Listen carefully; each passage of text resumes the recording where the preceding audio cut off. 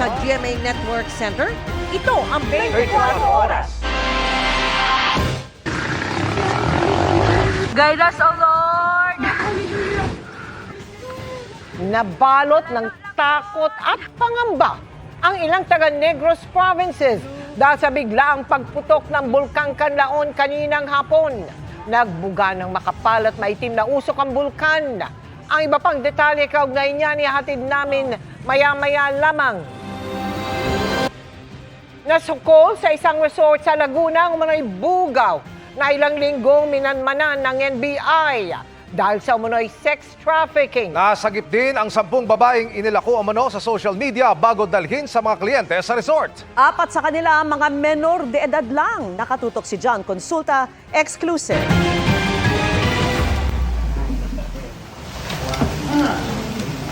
Pagkaabot ng pera sa kanilang primary target, binilang kaagad ang tinanggap na pera. Ito na ang naging hudyat para magdeklara na ng entrapment ang NBI Calabar Zone. Ako lang yung magpapakilala sa iyo. I am agent ng National Bureau of Investigation. Walang tatakbo ha. Walang tatakbo, walang tatakbo. Walang mangyayaring masama sa iyo. Walang tatakbo sa inyo. Sarang gate! Huli ang lalaking bugaw sa isang resort sa Laguna dahil sa pagdadala ng mga babae sa mga NBI undercover agent. Ilang linggo raw ang ginawang surveillance ng NBI para madokumento ang modus ng suspect. He is recruiting women in Laguna and offering their sexual services to his customers who is willing to pay 3,000 pesos for each victim. He is posting the pictures of these victims online through Facebook. 4 sa 10 na-rescue na babae, pawang menor de edad na ilang beses na raw isinalang ng suspect sa sex trafficking. Wala pang pahayag ang suspect na nakapiit sa NBI Calabar Zone at naharap sa mga kasong walang piyansa. We brought him for inquest for violation of RA 9208 as amended in relation to RA 10175 and also for violation of RA 7610. Hindi biro ang mga kaso ngayon ng online sexual exploitation of children. Ayon sa International Justice Mission, isang grupong katulong ng mga otoridad sa pagsugpo nito. As of September 2024, mahigit 1,300 ang nasagip na biktima sa Pilipinas. Mahigit 400 suspect ang naaresto at mahigit 200 salarin ang nakatulan.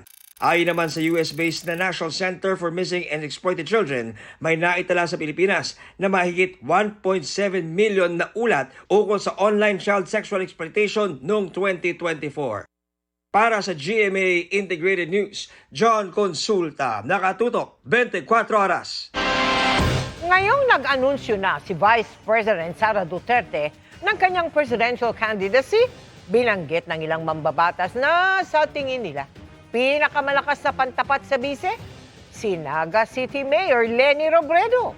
Nagkataong magkikita naman sina Robredo at Pangulong Bongbong Marcos sa Naga City. Kaya tinanong ang palasyo kung may nabubuong alyansa sa dating magkalaban sa politika. Nakatutok si Ian Cruz. Ako si Sara Duterte. Tatakbo bilang Pangulo ng Pilipinas. Sa maagang deklarasyon ni Vice President Sara Duterte para tumakbong presidente, nabuo ang iba't ibang senaryo na posibleng mga kandidato at tambalan sa eleksyon 2028 at lumutang na ngayon ang pangalan ni dating Vice President Leni Robredo. Ako, as far as I'm concerned, the strongest candidate na may chance to beat the Vice President Sara is Vice President Leni. Ano to sir, you're bent on pursuing her or convincing her talaga? Yeah, of course. She's the strongest, so for the country, she must run. Ayon kay House Deputy Minority Leader, Representative Egay Erice, wala raw kasing bahid ng korupsyon si Robredo. Si Robredo rin ang binanggit ni Senador Erwin Tulfo na pantapat kay Duterte sa eleksyon. Dapat Leni Robredo siguro at saka yung mga kasama niya sa liberal. Ngayong araw din, sinabi ng Malacanang na tiyempong magkikita sa Sabado sina Pangulong Marcos at Robredo na ngayon mayor ng Naga City, kaugnay ng Oplan kontra Baha roon. Nag-post din si Robredo na ininspeksyonan niya ang pupuntahang lugar ng Pangulo para bisitahin ang flood control efforts ng gobyerno. Tanong kay Palace Press Officer Claire Castro, may pag-uusapan pa bang iba ang Pangulo at si Robredo? Yan ang abangan nyo. Yun lang po ang ating, yun lang po ang binigay na impormasyon. Dahil nga po ang pinasisimulan nga po ng Pangulo itong Oplan kontra Baha at isa sa mga lugar na kanyang pinatutukan ay ang Naga City. So, yun lamang po. Kung ano pang pag-uusapan nila, abangan na lang po natin. Napuna rin na nakasuot si Castro kanina ng pink, ang kulay ng kampanya ni Robredo noon. Nice. That signals na nililigawan talaga ng administrasyon si dating Vice President Leni Robredo. Ikaw naman, nagsuot lang ako ng pink pero naagad mali siya. Wala po. Matatandaang noong Oktubre 2024, nagkaharap na rin sina Marcos at Robredo sa inaugurasyon ng Sorsogon Sports Arena. Tinawag pa ito ni Pangulong Marcos na political reconciliation matapos maging magkatunggali noong eleksyon 2022. Sa mga nag-iisip kung may nabubuo bang alyansa, sabi ni Castro, Wala po kasi talaga na pag-uusapan tungkol sa pangangampanya o kung sino man ang magiging kandidato sa 2028. Hindi pa po kasi panahon ngayon, napakaaga po pa kasi. Sinisika pa ng GMA Integrated News na makuha ang reaksyon ni Robredo sa mga usaping ito. Para sa GMA Integrated News, Ian Cruz, nakatutok 24 oras.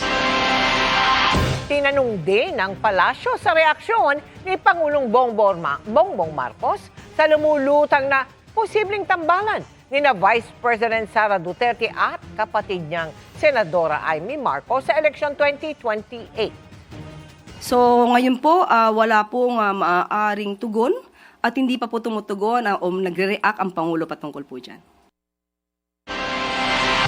Kinuyog na sinaksak pa ang isang 15 anyos sa Sampaloc, Maynila. Patakas na siya sa mga nanakit nang bigla namang mabundol ng motorsiklo. Nakatutok si Jomar Apresto. May kitang 15 anyos na biktima habang kinukumpronta ng tatlong lalaki na kapwa niya menor de edad. Maya-maya, bigla siyang tinadyakan at ilang beses sinuntok ng lalaking nakasandong puti at tumulong na rin ang iba. Sa cellphone video, may kitang lalaking nakapulang hoodie na may hawak na patalim na siyang sumaksak sa biktima sa braso nito. Hinabol pa ng mga lalaki ang biktima pero bigla na siyang nabundol ng motorsiklo. Sa isang cellphone video, may kitang nagalit pa ang rider at sinakal ang lalaki. Natumba kasi ang motor niya nang biglang tumawid sa kalsadang lalaki. Isinugod sa ospital ang nabundol ng motor. Ayon sa ekso ng Barangay 546, natuntun kaagad at nasa kanilang kustodiya na ang menor de edad na nanaksak na anak pala ng isa sa mga tanod nila. Pinuntahan namin ngayon, nakita namin talaga nandun sa kanto. Naka-alerto naman kami pag may haway, andyan na kami kaagad. Ang ibang kasama ng sospek dayo lang daw at hindi na nila mahagilap. Ayon sa nanay ng lalaki na naksak, blanko siya sa kung ano ang ugat ng pananaksak. Pero marami rin ang nagsabi na parang gumanti lang po ang aking anak dahil po pinagsasampal, marami po nakakita. Hindi ko lang ho alam sir kung kailang nangyari, kung ilang weeks o ilang days. Aminado naman siyang ilang beses nang naipabarangay ang anak dahil sa pakikipag-away. Dati naman ho, hindi ganyan yan. Siyempre, mga barka-barkada, ganyan sir. Talagang lusot ang mga kabataan. Ganun sila kainit. Humingi siya ng paumanhin sa biktima at mga magulang nito. Sinagot naman ng motorcycle rider na nakabundol ang pagpapagamot sa biktima na nakalabas na ng ospital. Para sa GMA Integrated News, Jomer Apresto, nakatutok 24 oras. Bistado ang mga materyales sa paggawa ng peking sigarilyo sa isang bodega sa Tanza, Cavite. Walang naaresto pero iniimbestigahan ang umuupa roong Chino. Nakatutok si June Veneracion. Exclusive. Mahigit isang buwang sinurveillance sa mga intelligence operative ang bodegang ito sa Tanza, Cavite dahil sa impormasyong sangkot ito sa illegal na aktibidad. Kanina umaga, pinasok ito ng mga tauhan ng Bureau of Customs, PNP at AFP.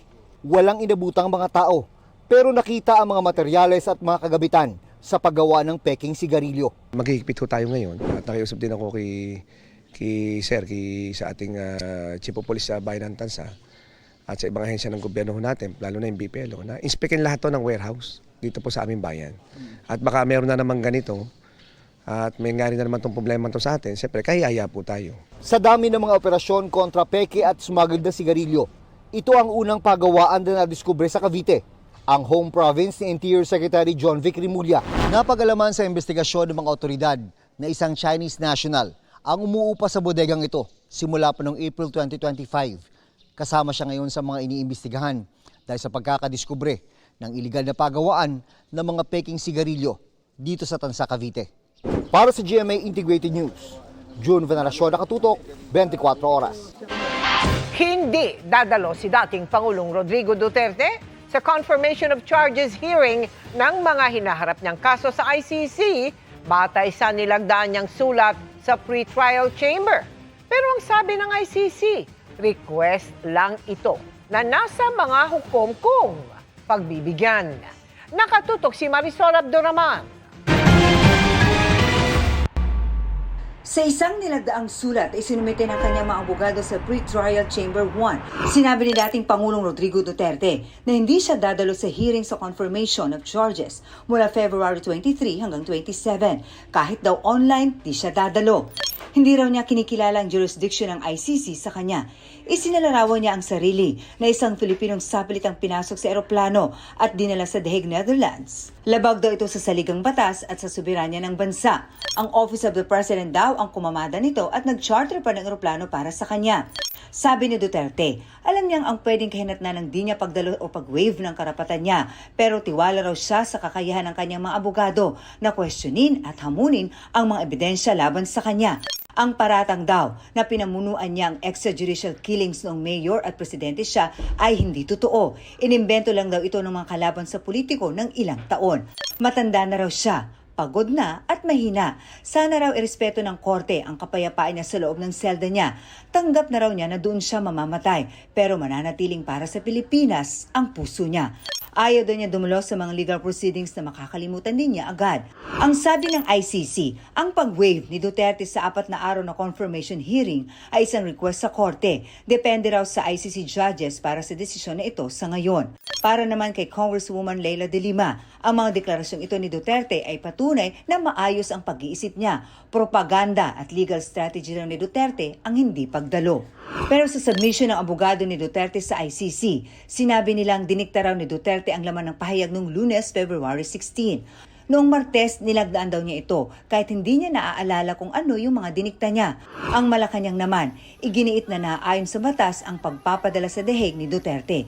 Ginampanan lang din daw ng gobyerno ang responsibilidad nito sa mga nagreklamong biktima. Kung taxpayer po ang ginamit ito lang po ay naaayon sa batas dahil gumaganap lang po ang gobyernong ito sa kanyang katungkulan, maliban po sa sinabi nating pag-cooperate with the Interpol, pagpapatupad ng batas na RA 9851, meron din pong residual obligation ang administrasyon na ito upang ipatupad ang dating napagkasunduan na nung tayo pa ay miyembro ng ICC o ng Rome Statute. Sa Lunes, February 23, nakatakdang unang araw ng pagdinig sa confirmation of charges sa dating Pangulo sa ICC sa The Hague, Netherlands. Sinabi ng ICC na batay sa independent medical experts na pinadala kay Duterte, fit ang dating Pangulo na humarap sa hearing. Katunayan, ang inilatag na schedule ng ICC ay bilang konsiderasyon kay Duterte. 3 oras lang ang hearing sa February 23, 24, 26 at 27. At kada 1 oras ng hearing ay may break para raw makapahinga ang dating Pangulo. Para sa GMA Integrated News, Marisol Abduraman, Nakatuto, 24 Oras. Nanumpa ngayong araw ang panibagong batch ng mga guro na mas mabilis ang promotion dahil sa Career Progression Program. Ilan sa kanila, dekada-dekada nang naghihintay na tumaas ang teaching position. Nakatutok si Ivan Mayrina. Si Teacher Ligaya Barreras ng Dau Elementary School ng Mabalacat. Siya po ay 63 years old. At nag-antay po siya na 29 years bago ma-promote. Halos 3 dekadang napako si Teacher Ligaya sa pagiging Teacher 1 at sa sahod na sabay ng tumataas pag may across-the-board salary hike. Pero simula ngayon, malaki nang itatalo ng kanyang sahod matapos manumpas sa promotion diretso sa Teacher 4. Kasihan nawa ako ng Diyos.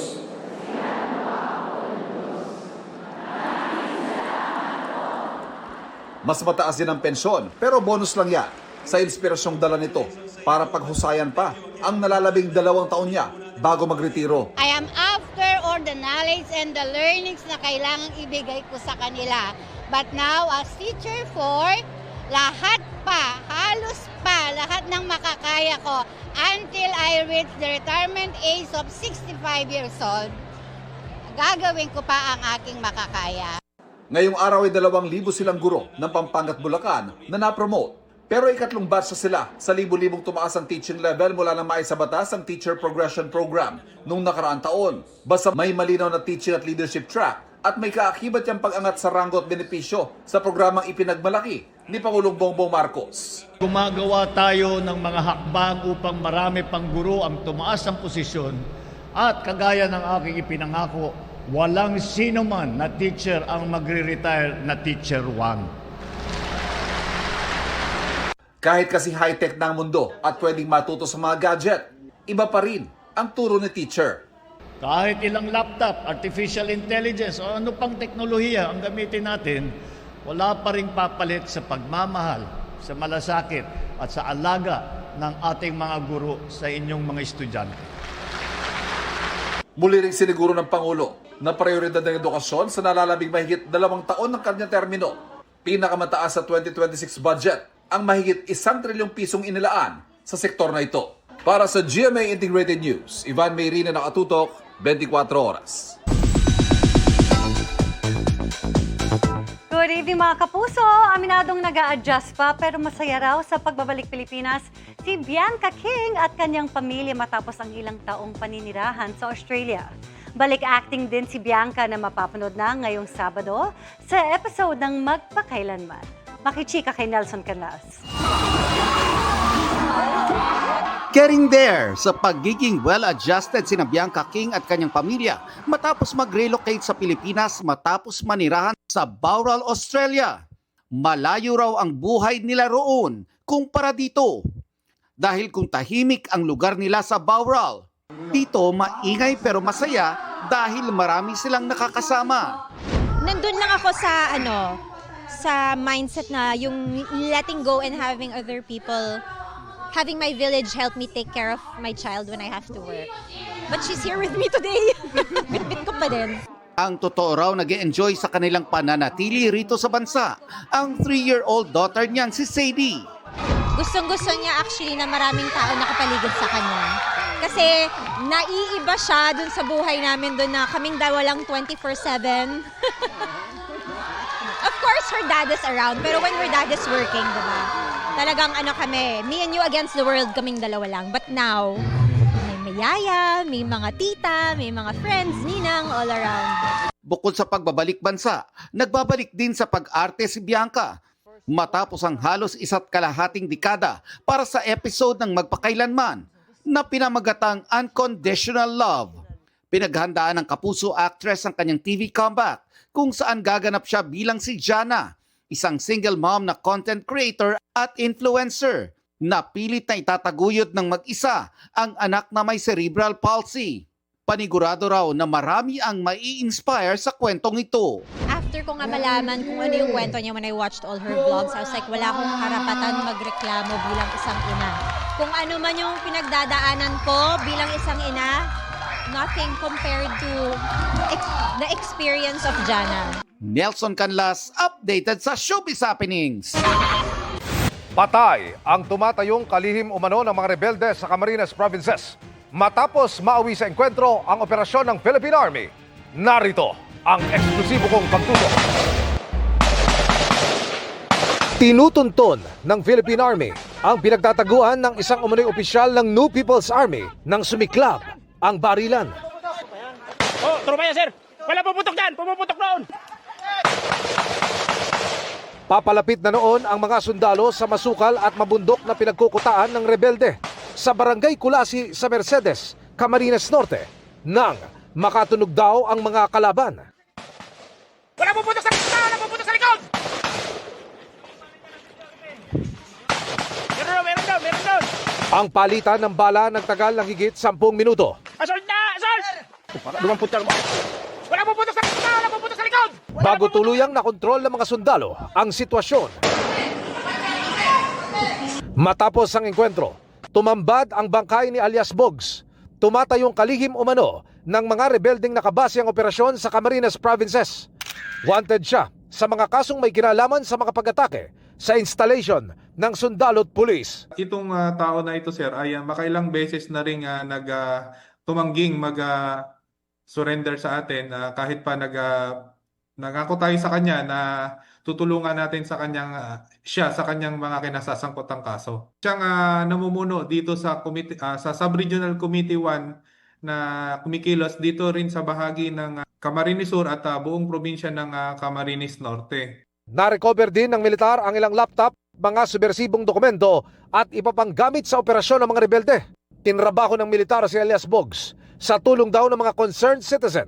Ang mga engkwentro pong naitatala ay lahat ay government initiated. Ibig sabihin po, mas marami na sa ating mga kababayan ang nagpapaabot ng impormasyon at naiintindihan na nila yung piligrong dulot ng pagsuporta nila sa New People's Army. Natuntun siya ng ating mga kasundaluhan, kasama na rin po, sa tulong na rin po ng mga walk-in informants at may mga information na pumapasok sa amin, sir, through social media. Kaya yun yung mga nagamit namin para matuntun yung kanilang kinaroroonan. Sa bayan naman ng Lagonoy, Camarines Sur, sinalakay ng mga sundalo ang imbaka ng armas ng mga rebelde. Natumbok nila ang pinagbaunan ng mga baril at bala.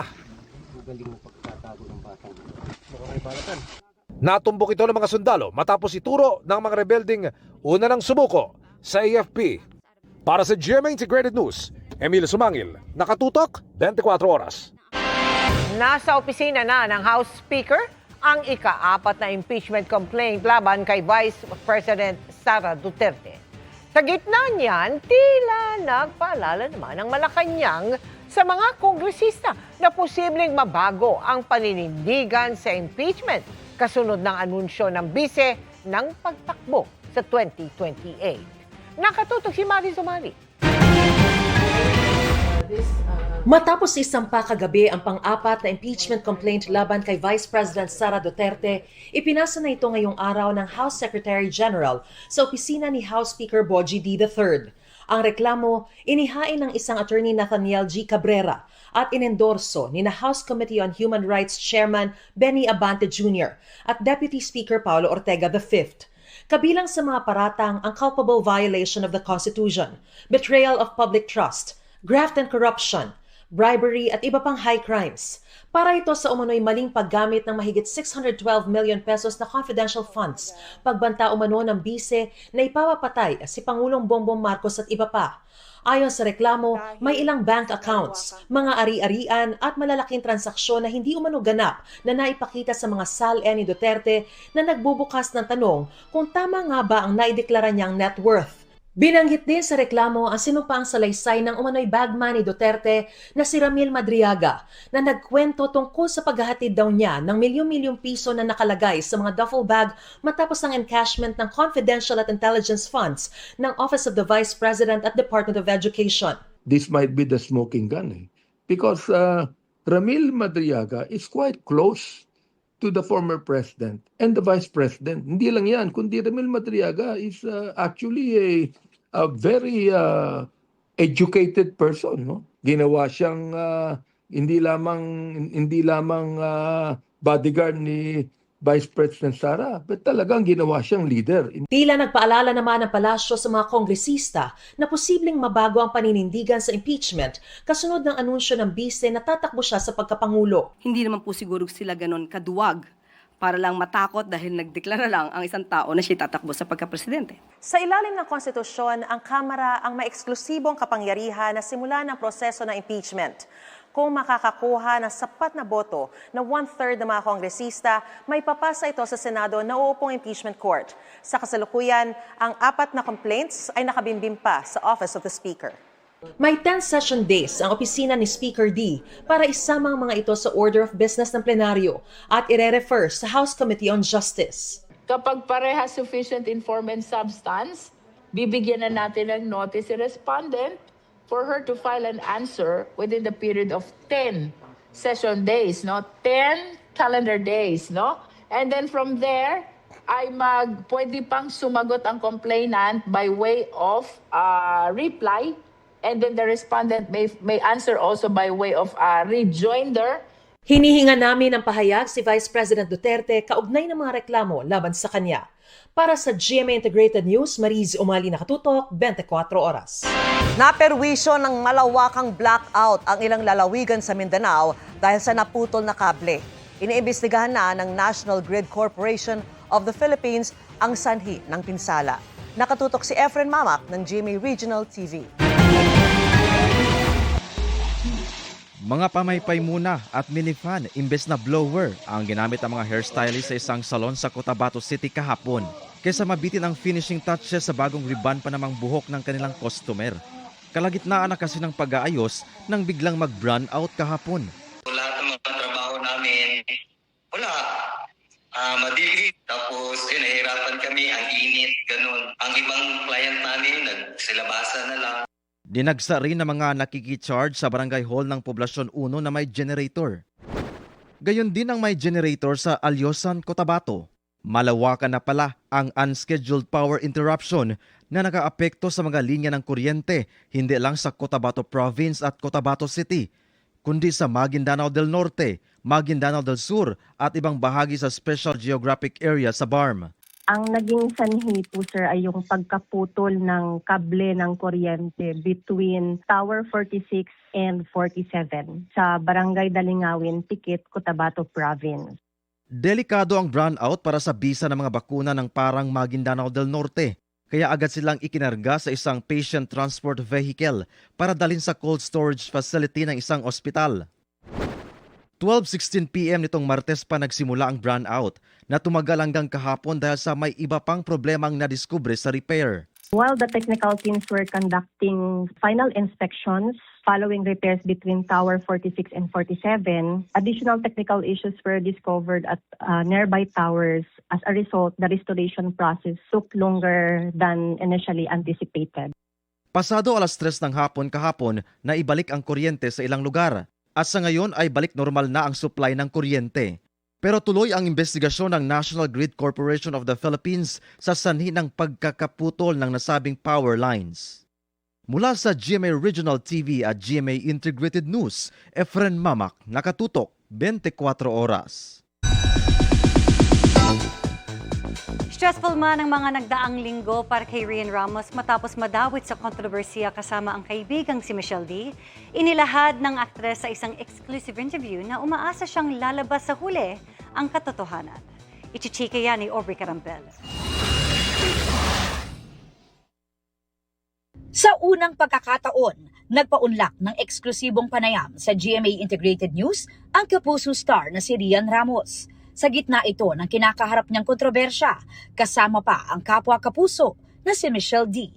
Pag-amin ni Rian, hindi naging madali ang kinaharap niya, lalo nitong mga nagdaang linggo. Well, honestly, syempre, sino ba naman matutuwa? And I can say, yes, it's in a way stressful, pero I'm also quite confident na the truth will set us free. I just can't give so much details about everything because we might be waiting for a possible case or whatever. So can't give too many details. But yeah, in the end, the truth will set us free. Sa gitna ng kontrobersya, all smiles pa rin si Rian nang tanggapin ang TV Actress of the Year Award sa 2026 Platinum Stallion National Media Awards ng Trinity University of Asia. Sa kanyang acceptance speech, tila may pabirong binitiwang linya rin si Rian patungkol sa kinasasangkutang issue. Happy Chinese New Year! Thank God it's the end of Snake Year and it's now the year of the...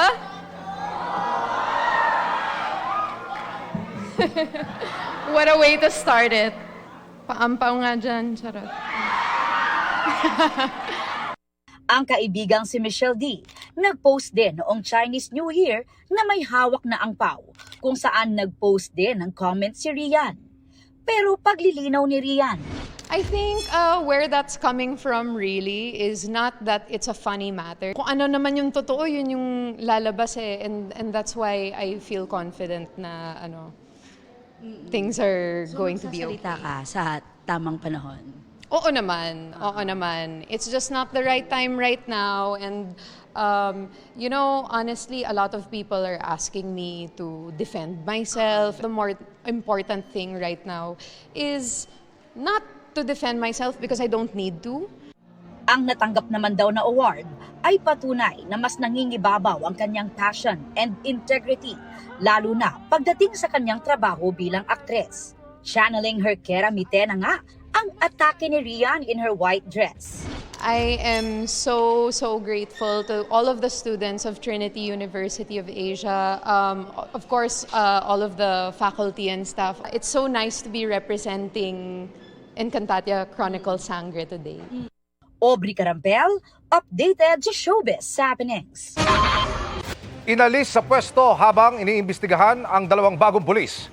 Ito'y dahil sa inasal umanon nila laban sa isang motorista na nakairangan nila sa kalsada.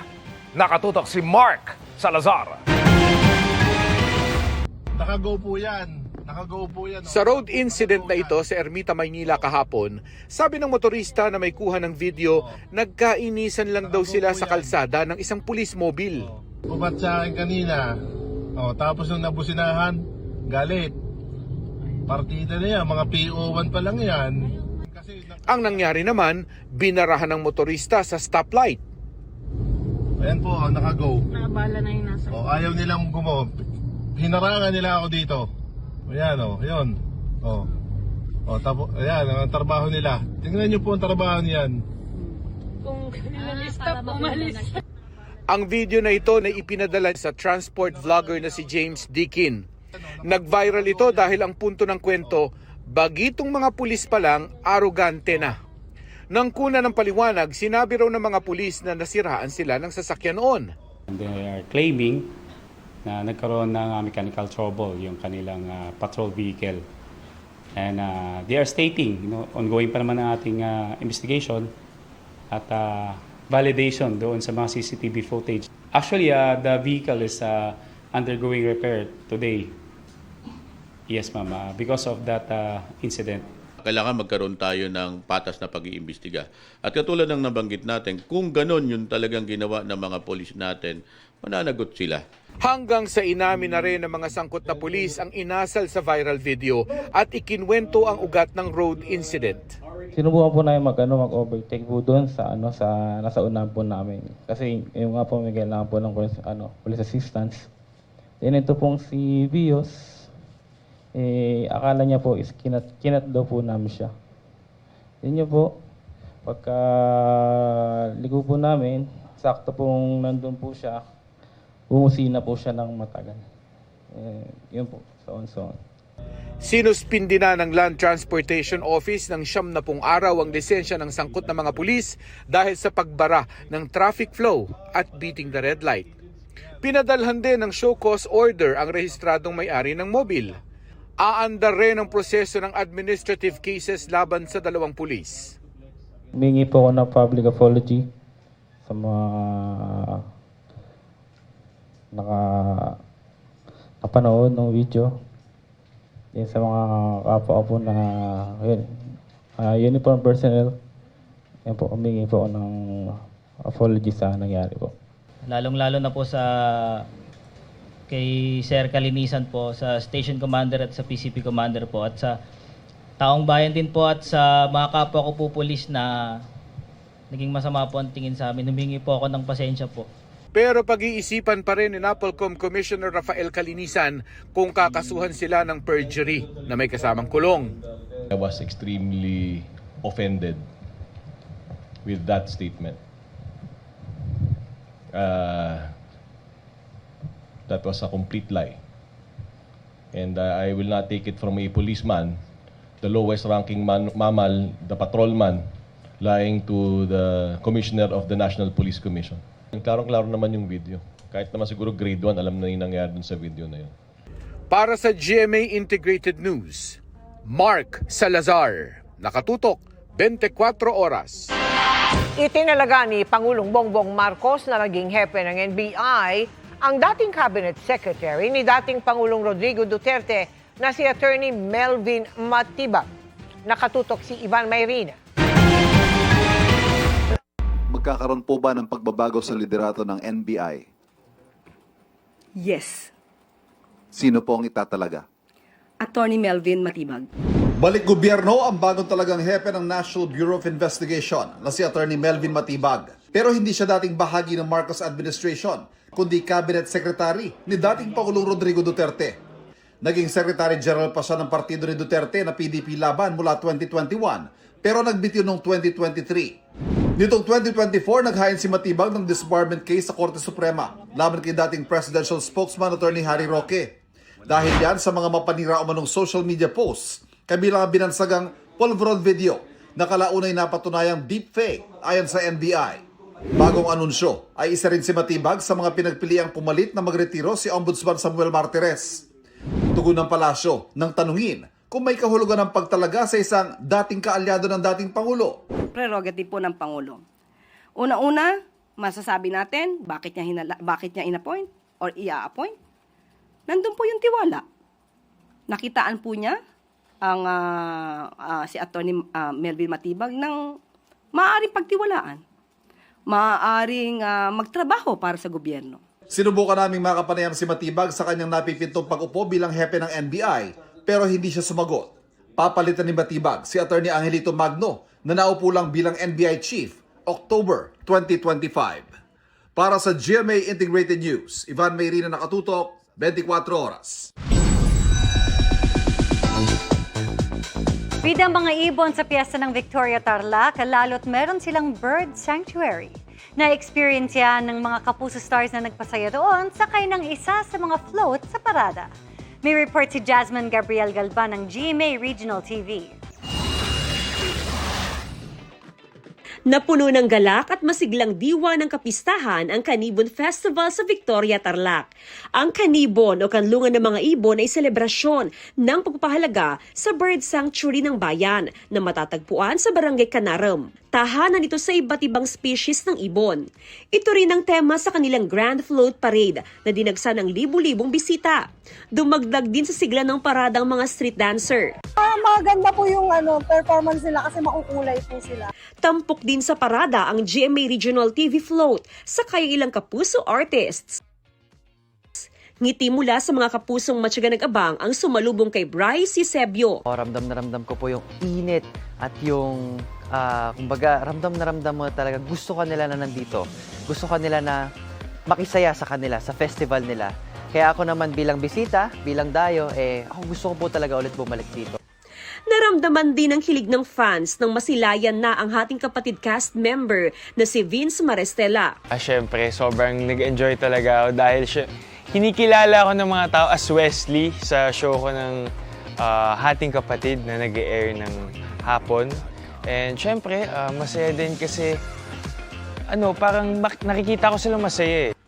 Sinulit naman ng mga kapuso ang chance na makaselfie si Sparkle artist Ara San Agustin. Maraming salamat. Thank you for coming out and seeing us.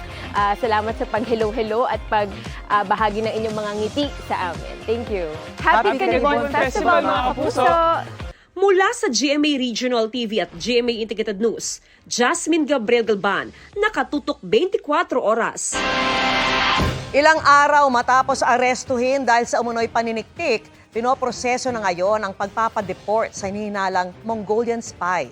Sa gitna niyan, sinita rin sa pagdinig ng Senado ang ilang ahensyang inatasang bumusisi sa mga dayuhang estudyanteng gustong mag-aral dito sa bansa. Nakatutok si Rafi Tima. Pinoproseso na ang deportation case ng Mongolia na nahuli sa Iba, Zambales matapos paghinalang ng espiya sa bansa. Huwebes noong nakaraang linggo, inaresto ng mga operatiba ng Bureau of Immigration, AFP at PNP ang Mongolian na nag-enroll bilang estudyante sa isang aviation school. Nakakuha po tayo ng impormasyon na kumuha siya ng mga aerial photos doon po sa Zambales area. Alam po natin na itong area na ito ay malapit doon sa ilang mga contested areas between China and the Philippines. So ito po ay mga actions na nakikita natin na mukhang leading to espionage. Sa impormasyong hawak ng AFP, isang jet fighter pilot ang Mongolian sa People's Liberation Army ng China. Nagtapos din umano ang dayuhan ng jet fighter training mula sa PLA Air Force Aviation University ayon kay National Security Advisor Eduardo Año. Dahil sa nangyari, lalo daw paiigtingin ng PNP ang kanilang pagbabantay at pagkalat ng impormasyon laban sa mga dayuhang posibleng sangkot sa pang-iispiya sa bansa. Nakakulong ngayon ang Mongolian national sa custodial facility ng BI habang iniimbestigahan. Sabi ng BI, itinanggi niya ang mga paratang. Nais nating malaman kung siya lang ba mag-isa na gumagawa nito o kung meron siyang ilang mga kasamahan din na maaring gumagawa ng similar activities. Sa pagdinig ng Committee on Foreign Relations sa Senado, nasita naman ang ilang ahensyang inatasang bumusisi sa mga dayuhang estudyanteng gustong mag-aral sa Pilipinas. Paliwanag ng CHED, may interagency committee na tumitingin sa mga application. Ayon naman sa DFA, may restricted nationals din na dumadaan sa mas mabusising proseso tulad namang mula sa China at India.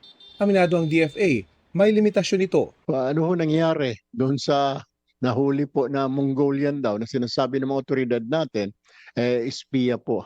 Paano po nakalusot yun? Yung specific case na yun, Mongolia is not, I think, covered by a restriction. Noong nakaraang taon, 6 na Chinese nationals na ang inaresto ng BI at AFP dahil sa hinalang pang-espiya. Kabilang ang isang Chinese na nahuli malapit sa COMELEC na may dalang surveillance device. Ang pagkakaresto sa Mongolian na fighter pilot, dagdag sa dumaraming bilang ng mga naarestong dayuhan na hinihinalang nagsasagawa ng spy activity sa bansa. Ayon sa Bureau of Immigration, bukod sa mga security agencies, malaki ang may tutulong ng mga ordinaryong mamamayan sa pagbibigay impormasyon sa mga maobserbahang dayuhan na iligal na aktibidad ang pakay dito sa bansa. Para sa GMA Integrated News, Rafi Tima nakatutok, 24 oras. Mga kapuso, maging handa pa rin dahil uulanin ang ilang bahagi ng bansa kabilang ang Visayas kung nasaan ang Canlaon Volcano na pumutok kaninang hapon. Apektado pa rin ang amihan, easterlies at shear line ng ating bansa. Base sa datos ng Metro Weather, may tsansa ng mga kalat-kalat na ulan sa Cagayan, Isabela, ilang bahagi ng Central Luzon at Bicol Region, pati ang Mindoro Provinces. Posible rin ang ulan sa ilang lugar sa Leyte Provinces, Sulu Archipelago, pati sa Caraga at Davao Region. Mas marami ng uulanin sa hapon lalo na sa Visayas at Mindanao, gaya ng Eastern at Central Visayas, Negros Island Region at halos buong Mindanao. May heavy to intense rains kaya nananatili ang banta ng baha o landslide. Maging alerto po lalo na ang mga taga-Negros sa panganib ng ashfall o lahar flow kung sakaling magtuloy-tuloy ang pag-aalboroto ng Bulkang Canlaon. Dito naman sa Metro Manila, mababa ang tsansa ng ulan sa ngayon pero pwede pang magbago kaya patuloy na mag-monitor ng rainfall advisories ng Pag-asa. Nakikipag-ugnayan na po ang gobyerno ng Pilipinas sa Ukraine at Russia kaugnay sa 5 Pilipinong prisoner of war. Pero pag-amin ng Foreign Affairs Department, mahirap ang magiging proseso para mapauwi sila. Nakatutok si JP Soriano. Ayon mismo sa Department of Foreign Affairs, komplikado ang sitwasyon ng 5 Pilipinong mersenaryo ng Russia na prisoner of war ngayon sa Ukraine. Ni hindi raw nila basta-basta makakausap ang mga Pilipinong naipit sa labanan ng dalawang bansa. Even yung access po sa ating prisoners of war, that is governed by international law at saka yung policies of the detaining state. Nakipag-ugnayan na raw ang gobyerno ng Pilipinas sa Ukraine at Russia sa pamamagitan ng kanilang mga embahada sa Maynila. They took note of our request for assistance. But again, this is a complicated process. Sa ilalim kasi ng Geneva Conventions, ang International Committee of the Red Cross o ICRC ang nagsisilbing neutral intermediary para sa pagpapakawala o pagpapauwi sa isang prisoner of war. Nakikipag-ugnayan po kami sa mga otoridad on both sides and even with the Red Cross.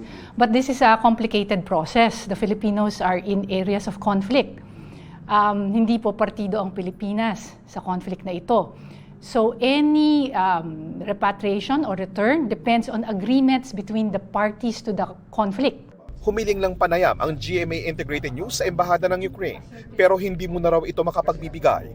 Bukod sa 5 Pilipinong may aktibong request for assistance, nariyan din ang Pinoy na si Raymond Gumangan na nakumpirma ng prisoner of war sa Ukraine at ang isa pang Pilipinong napatay habang nakikipaglaban kasama ang Russian forces. Ayon sa DFA, sa online at social media raw nagre-recruit ng mga mercenaries kaya May paalala ang departamento. Karamihan, yung online job offers at saka informal networks. Kaya nga po lagi pinapaalalahanan natin ang ating mga kababayan na mag-ingat sa mga overseas employment offers, especially yung sa online, sa social media. Maging mapanuri, pag-aralan ng mabuti. Mahigit 4 na taon na ang gyera sa pagitan ng Russia at Ukraine na kumitil na sa buhay ng napakaraming sundalo mula sa Ukraine at Russia, pati na rin ng mga sibilyan. Para sa GMA Integrated News, ako po si JP Soriano, nakatutok 24 oras. Ikinabahala ng ilang taga Negros Island region ang biglang pagputok ng Bulkang Kanlaon kanina. Kasunod niya, nakaranas na pag-ulan ng abo sa paligid ng bulkan. Ang pinakahuling sitwasyon doon sa live na pagtutok ni Eileen Pedreso ng GMA Regional TV. Eileen? Mel, muli na namang nabalot ng takot ang mga residente ng Negros Occidental matapos ang pagputok ng Mount Kanlaon kaninang hapon. Ito ang aktwal na pagputok ng Bulkan Kanlaon kaninang 4:38 ng hapon. Kuha mula sa IP camera ng Kanlaon Volcano Network. Ayon sa FIVOX, nagkaroon ng moderately explosive eruption na nagtagal ng 2 minuto. Pero kahit minuto lang ang pagputok. Guide us, O Lord! Palayo lang, Lord! Nagdulot yan ng takot at pangamba sa ilang residenteng nakatira malapit sa bulkan. Ala guys, taas in. Grabe, vlog si Gabong. Hello. Naglupok. Ramdam ang takot ng ilang taga-barangay Masulog sa bayan ng Kanlaon. Sabi ng FIVOX, nagresulta ang naitalang pagputok sa pagkakaroon ng dark gray plume o pagsingaw na nasa 2,000 metro ang taas mula sa crater. Nakapagtala rin ng pyroclastic density currents o pagdaloy ng uson na umabot sa 1 kilometro ang layo. Kitang-kita sa mga larawang ito kung gaano kakapal ang pinaghalong abo at usok mula sa bunganga ng bulkan. Katakot-takot din ang itsura ng bulkan sa mga kuhangyan mula sa barangay Biak na Bato sa bayan ng La Casillana.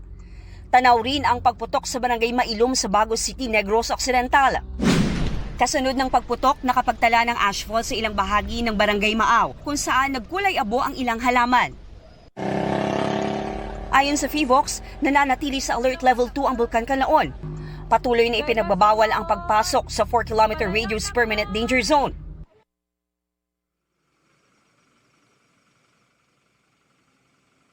Hindi inaalis na FIVOX ang posibilidad na muling maulit ang explosive eruption, kaya mahigpit ang isinasagawang monitoring. Nasa alert level 2 pa rin ang bulkan dahil sa mga parameters na tinitingnan, kagaya na lamang ng volcanic earthquakes at ash emission pagkatapos ng pagputok ng bulkan.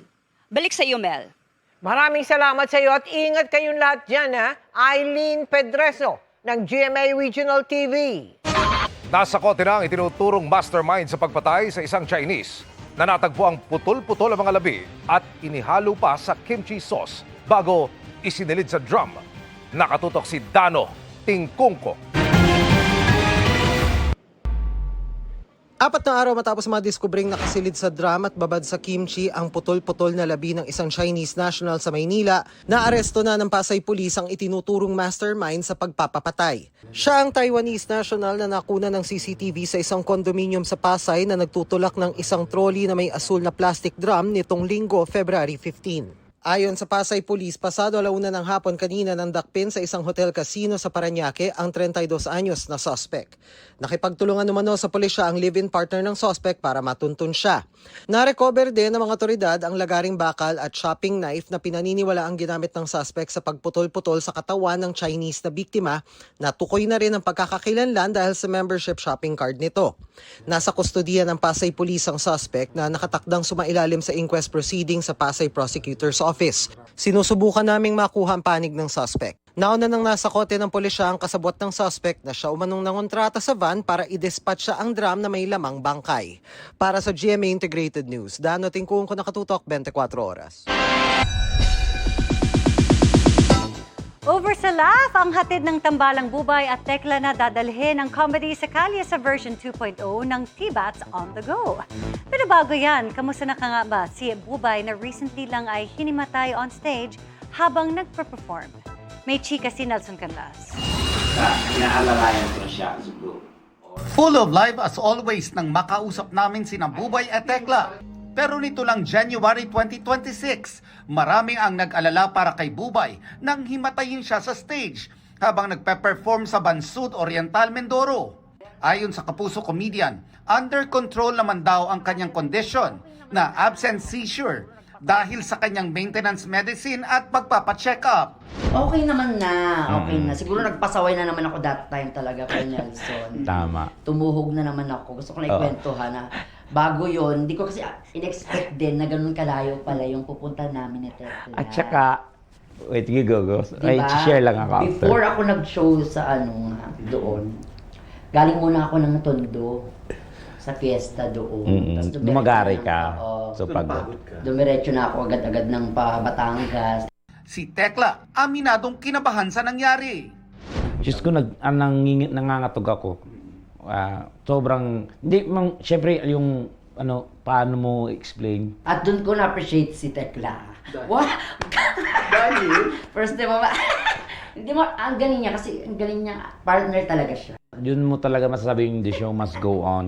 On that moment, biglang, di mo alam. So, kailangan may instant ka doon na back up para. Tapos yung mga tao, nakatulala sa prank. Akala nila prank lang. Pagka-pull-out sa akin sa stage, sinalo agad ni Tekla. Oo. Twice na nangyari. Kaya nakabalik ako na ganun pa rin kataas yung energy. Ang tambalang Bubay at Tekla muling mapapanood ng magkasama sa bagong T-Bats on the Go. May step pa yan. T-Bats on the go. Expect the unexpected dahil hindi na raw sa studio ang kanilang comedy, kundi lalabas na raw sila sa mga kalye para maghasik ng katatawanan. Mas na-excite kami, di ba? Kasi hindi na kami nasa loob lang ng studio nga, kundi nakakapagliwaliw na kami. Correct. Nakakapunta na kami sa mga lugar na I'm sure ang tagal nang pinapangarap ng mga katibats natin, tinatawag natin silang katibats on the go, na mapuntahan namin. At ito na. Kung ang karakter ni David Licauco sa Never Say Die ay merong tirada bus, ang T-Bats on the Go, abangan ang gagamitin nilang laugh bus. Lahat ng umpisa ng aming kwento at kamala Galing from dun the sa bus. loob. Makikipagsalamuha tayo sa kanila. Kung saan man sila, kung doon tayo puntahan natin. Using our laugh bus. Nelson Canlas, updated sa Showbiz Happenings. At mabilis na chika naman tayo para updated sa Showbiz Happenings. All set na para sa kanilang one-night concert sina Mark Bautista and Christian Bautista this March 6. Ayon sa dalawang Kapuso singers, may special performance at guest din sila sa concert na di dapat palampasin. This diva is turning 21. Dahil nalalapit na ang kanyang birthday, may pasabog photoshoot agad na handog si Jillian Ward. Very sexy ang atake ni Jillian sa shoot featuring her fit physique. A full circle moment naman para kay Asia's Limitless star Julian San Jose ang ma-meet in person ang American singer na si Josh Groban. Ayon kay Julian, dati lang pinapakinggan lang niya ang singer nung bata pa siya kaya hindi siya makapaniwalang nakasama niya ang singer on stage. Inireklamo sa COMELEC ni Pasig City Mayor Vico Soto ang nakalaban sa mayoral race na si Sara Diskaya. Kaugnay ng umano'y pagsisinungaling ng contractor sa tala ng kanyang gastos sa kampanya o SOSE. Nakatutok si Sandra Aguinaldo. Magkalaban noong nakarang eleksyon sa pagka-mayor sa Pasig City, sina Mayor Vico Soto at ang contractor na si Sara Diskaya. Natalo man si Diskaya, ay minarapat pa rin siyang sampahan ng reklamo ni Soto sa Commission on Elections Political Finance and Affairs Department dahil sa labis umanong gasto sa kampanya na labag sa Omnibus Election Code at perjury para sa pagsisinungaling sa kanyang sinumiteng Statement of Campaign Expenditures o SOSE o tala ng mga gastos.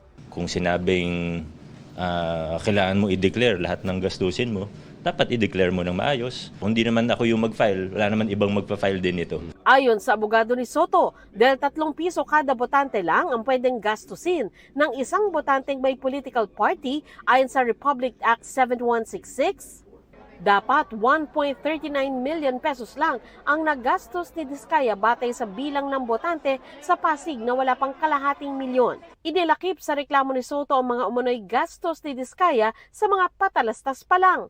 Bukod pa yan sa malalaking billboard ni Diskaya na hindi umano idineklara sa kanyang sose. Hindi makatotohanan ang kanyang statement of contributions and expenditures. Pag binasa niyo po yung SOSE niya, nasa humigit kumulang 800,000 pesos lang ang kanyang declared expenditures. Nakita niyo naman lahat kung ano yung ginawa nila nung campaign. Kayo na po ang maghusga kung yun lang talaga ang ginastos nila. Yun lang mga expenses na hindi na-report, even yung mga gastos sa rallies, sa mga meetings, mga political caucuses, ay sa ilalim kasi ng ating batas, kapag gumastos ka ng ganoon, ay dapat yun ay inire-report din yun. Pero lumabas doon sa SOSE na hindi pala na-i-report yun sa kanyang SOSE. Hiningan namin ng reaksyon ng kampo ni Diskaya pero wala pa silang sagot. Nakakulong ngayon sa Cebu si Diskaya dahil sa kasong graft at malversation of public funds kaugnay ng umunoy Ghost Flood Control Project sa Davao Occidental. Para sa GMA Integrated News, Sandra Aguinaldo, Nakatutok, 24 Oras. Mga kapuso, umabante si Pinay tennis superstar Alex Ayala sa quarterfinals ng Dubai Tennis Championship. Yan ay matapos siyang magwagi laban kay Sorana Cirstea ng Romania sa round of 16. Nakuha ni Cirstea ang lead sa unang set sa score na 5-4 pero nahabol ito ni Ayala at natapos sa score na 7-5. Sa second set, panalo si Ayala sa score na 6-4.